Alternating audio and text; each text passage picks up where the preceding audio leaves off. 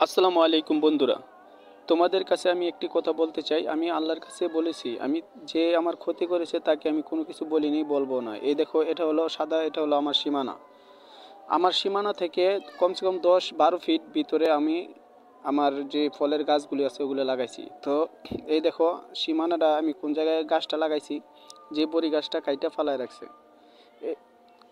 এই যে দেখো, এই যে আমি যাইতেছি ওই জায়গায়, এই যে দেখো, এই জায়গায় আমার গাছের গোড়াটা যে জায়গায় কাটছে গাছটা, মানে এই জায়গায় ছিল, এই যে দেখো এই আম গাছটা সহ কাটছে। তো এরকম আরও কয়েকবার আগে কাটছে, কিন্তু এবার এই গাছগুলি হয়েছে, আবার এই গাছগুলি আবার কাটছে। তো এগুলা কি ভালো মানুষের কাজ কিনা? তোমরা যদি আমার কথাতে একমত থাকো এবং তার কি ধরনের বিচার হওয়া উচিত তোমরা কমেন্টে বলবা। যারা এদের মতো খারাপ লোকের বিচার চাও তারা আমিন বলবা। আল্লাহ যেন তাদের বিচার করে। তাদেরকে আমি কোনো কিছু বলে ঝগড়া করতে চাই না।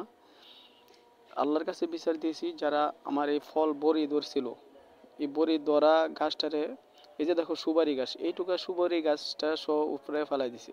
কি ক্ষতি করছিল এই সুপারি গাছটায়? তো এই বড়ির লগে গাছটারে কাইটা ফেলাইছে। এই দেখছো, এই যে গাছের গোড়াটা। আল্লাহ যেন এদের মতো খারাপ লোকদের বিচার করে। তোমরা সবাই আমিন বলবা। আল্লাহ যেন আমাদের দোয়া কবুল করে।